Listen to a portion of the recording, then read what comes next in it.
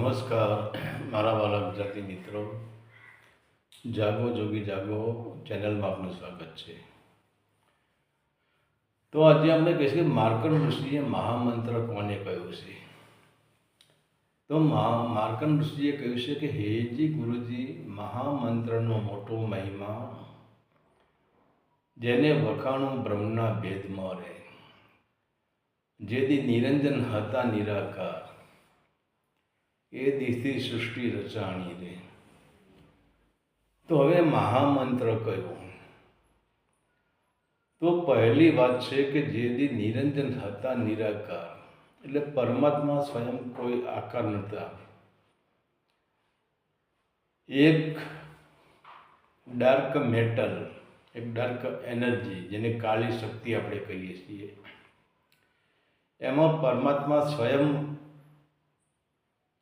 સુશુદ્ધિ અવસ્થામાં હતા. અને ત્યારે એમને એક સંકલ્પ શક્તિ થઈ, એકો શ્યામ બહુયામ, એકમાંથી હું અનેક થવું, હું વિસ્તરણ કરું. અને એમાંથી જે એક શક્તિ પ્રગટ થઈ, જેને આપણે કહીએ છીએ કે અષ્ટાંગી દેવી, અને એમાંથી એક ધ્વનિ પ્રગટ થઈ, જેને આપણે અનહદ નાદ કહીએ છીએ. અને એ જ અનહદ નાદ પૂરા અસ્તિત્વમાં આજે વિજ્ઞાન કહે છે કે 5000 પૃથ્વી છે, 5000 બ્રહ્માંડ છે. તો જેટલા બ્રહ્માંડ હોય એટલા એ પૂરેપૂરા અસ્તિત્વમાં જે ગુંજી રહ્યો છે, જેની ઝલક મળી રહી છે. અને વાત પણ સાચી છે, વિજ્ઞાન કહે છે કે ચંદ્રનો જે અનહદનાદ છે એનું સંગીત અલગ છે, સૂર્યનો જે અનહદનાદ છે એનું સંગીત અલગ છે, ગ્રહોનો જે અનહદનાદ છે એનું સંગીત અલગ છે, ધરતીનો જે અનહદનાદ છે એનું સંગીત અલગ છે. દરેક સંગીત ઉપર જ પૂરેપૂરો સંગીત એટલે કે શબ્દ, જેને આપણે અનહદનાદ કહીએ. એટલે જ કહેવાય સંતો કે શબ્દે ધરતી, શબ્દે આકાશ, શબ્દે હિ ભયા સારા ઉજિયારા. શબ્દની જ રમત છે, અને એ જ શબ્દથી આ બધી પ્રગટ થયું છે. હવે અનહદ નાદ છે એ કોઈ શબ્દ નથી, જેને આપણે ઓમ કહીએ છીએ. ઓમમાંથી જ અનહદ નાદ પ્રગટ થાય છે, પણ ઓમ કોઈ શબ્દ નથી, ઓમની કોઈ આકૃતિ નથી. જેમ આપણે જોઈએ કે એક માણસ બિલ્ડિંગ કરતો હોય, તો બિલ્ડિંગનો જે પ્રકાશ, એની કોઈ આકૃતિ હોતી નથી, એનું તેજ આપણે જોઈ શકતા નથી. કહેવાય છે એનું તેજ જોવા માટે આપણે બીજી આંખોની જરૂર પડે છે, કે આંખ ઉપર એવા ચશ્મા લગાવવા પડે, તો જ આપણે બિલ્ડિંગના તેજને જોઈ શકીએ છીએ. એમ હવે જે આ મહામંત્ર છે એ સ્વયં જ્યોતિ સ્વરૂપ છે, અને જ્યોતિમાંથી જ એક ધૂન પ્રગટ થઈ રહી છે, એક શબ્દ પ્રગટ થઈ રહ્યો છે, એક નામ પ્રગટ થઈ રહ્યું છે, એક અનહદ નાદ પ્રગટ થઈ રહ્યો છે. હવે એ જ પ્રગટ થઈ રહ્યો છે, એને આપણે જોયું, આપણે ખેતરમાં કે જંગલમાં ક્યાંય આપણે જે કચરો આપણે સળગાવીએ છીએ, અને એમાં જે અગ્નિ પ્રગટ થાય છે, તો તમે ધ્યાન આપજો, એ અગ્નિ જ્યારે પ્રગટ થાય છે, અને એ અગ્નિમાંથી એક અવાજ નીકળે છે, એ અગ્નિમાંથી એક સંગીત નીકળે છે. ભલે આપણા ઘરે આપણે નાની જ્યોત પ્રગટાવીએ કોડિયામાં, પણ એનો અવાજ સૂક્ષ્મ હોય છે, એ સૂક્ષ્મ અવાજ આપણે સાંભળી શકતા નથી. પણ જ્યારે મોટી અગ્નિ પ્રગટ થાય છે, ત્યારે એ અગ્નિમાંથી અ અને મ, આ 3 અવાજ નીકળે છે. જ્યારે આપણે હોલિકા દહન કરીએ છીએ, ત્યારે તમે હોળીની જે અગ્નિ પ્રગટાવે છે એમાં તમે ધ્યાનથી સાંભળજો, પણ એ ટાઈમે કોલાહલ વધારે હોય છે, એટલે આપણને એ સંગીત સાંભળવા મળતું નથી. એ અગ્નિમાંથી જ એક સંગીત પેદા થાય છે, એક નાદ પેદા થાય છે. પણ એ જે નાદ છે એ જ મહામંત્ર. કારણ કે જ્યારે નિરંજન નિરાકાર હતા, એ ટાઈમે કોઈ શબ્દ જ નહોતું, ત્યાં કોઈ વ્યંજન નહોતા, કોઈ સ્વર નહોતા, ત્યાં બારાક્ષરી નથી, ત્યાં 52 શબ્દ નહોતા, ત્યાં રસ્વઈ દીર્ઘ એવું કંઈ જ ત્યાં હતું નહીં, અને ત્યારે કોઈ ભાષા પણ નથી. હવે જ્યારે ઓમની અંદરથી ધીરે ધીરે ધીરે ધીરે ધીરે ધીરે જેમ ધીરે ધીરે અંદર ભાષાઓ થવા માંડી, એમાં ઓમની અંદરથી જ ભાષાઓ પ્રગટ થઈ છે. અને એ ભાષાઓમાં પછી સંસ્કૃતની શરૂઆતમાં કહેવાય છે, શરૂઆતમાં સંસ્કૃતની ઉત્પત્તિ થઈ, પછી તો ઘણી લિપિઓની ઉત્પત્તિ થઈ, અને પછી એમાંથી આપણે જે મંત્ર બનાવ્યા, આપણે જે વેદો બનાવ્યા, અને આપણે જે બનાવીએ, હવે વિચાર કરો, ઓમને બોલી શકાય જ નહીં, પણ છતાં આપણે ઉ અને મને જોડી દઈએ તો ઓમ થઈ જાય. પણ ઓમ કોઈ શબ્દ નથી, ઓમ એક સંગીત જ છે. તો હવે જે આપણે મંત્ર બનાવ્યા, ભલે આપણે શિવ મંત્ર બનાવ્યા, અઘોર મંત્ર બનાવ્યા, ગાયત્રી મંત્ર બનાવ્યા, બીજા અસંખ્ય આજના યુગમાં તો અસંખ્ય મંત્રો થઈ ગયા છે. એ બધા જ મંત્ર છે ને એ શબ્દથી બનેલા છે, એ વર્ણનથી બનેલા છે. એનું વર્ણન પણ કરી શકાય છે, એને બોલી પણ કરી શકાય છે, એને લખી પણ શકાય છે, અને એનો વિનાશ પણ થઈ શકે છે. કારણ કે મહામંત્ર કોને કહેવાય? મહામંત્રનો વિનાશ નથી. મહામંત્રને અગ્નિ બાળી શકતી નથી, મહામંત્રને પાણી પલાળી શકતું નથી, મહામંત્રને પવન સૂકવી શકતો નથી, અને મહામંત્રને કોઈ હથિયાર કાપી શકતું નહીં, કે મહામંત્રનો નાશ નથી.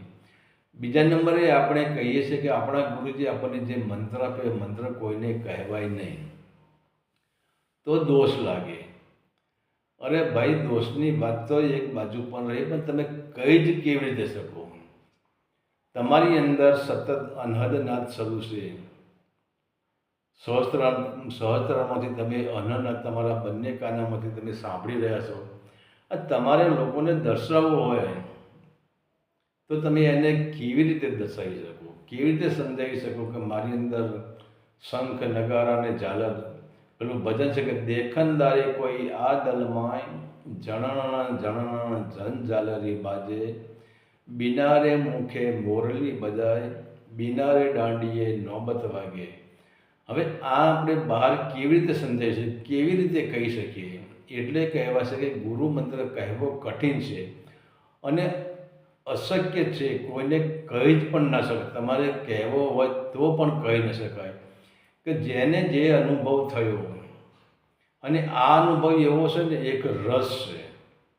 જેમ આપણે મૂંગા માણસને સાકર આપીએ તો એ સાકરનો સ્વાદ એ લાખ કોશિશ કરે, સાકરના સ્વાદ વિશે એ લાખ પુસ્તકો રચી દે, પણ લાખો પુસ્તકોમાં આપણે એને વાંચન કરી શકશું, પણ હકીકતમાં સાકરનો સ્વાદ શું છે એ આપણે જાણી શકવાના નથી. તો એ છે કે એટલે જ આને મહામંત્રનો અને મોટો મહિમા. આને મોટો મહિમા કેમ કહ્યો? કે જ્યારે સદગુરુ આપણને કોઈ પણ 52 અક્ષરના મંત્ર આપે છે, તો એ મંત્ર જ્યારે આપણે કરીએ છીએ, એ આપણું આધ્યાત્મિક લાઈનમાં, એ પરમાત્માની લાઈનમાં, સત્યની લાઈનમાં એ પહેલું સ્ટેજ છે, પહેલું પગથિયું છે કે તમારે મંત્ર કરવો પડે. હવે તમારે મંત્ર કરવો પડે. મંત્ર તો તમને, મંત્ર એક અક્ષર હશે તો મંત્ર આપણને શૂન્યમાં લઈ જતો નથી, પરંતુ ધીરે ધીરે ધીરે એ મંત્રની જે શબ્દો છે, માની લો કે આપણે ઓમનો મંત્ર કરીએ તો ઓમ,